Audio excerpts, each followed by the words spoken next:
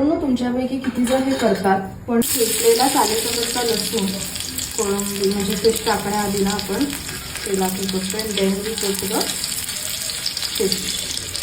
मीठ, लाल तिखट, घरगुती हलवाई मसाला, हळद.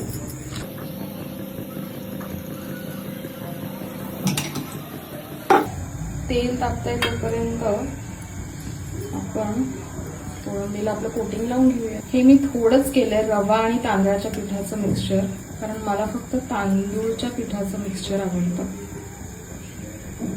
काही प्रॉन्स मी तांदूळ प्लस रवा कोटिंगचे करणार आहे आणि काही प्रॉन्स फक्त तांदळाच्या कोटिंगचे. तर मला वाटतं रवा खूप जास्त तेल शोषून घेतोय. आपलं कोळंबीचं कालवण आणि कोळंबी फ्राय तयार आहे. या जेवायला.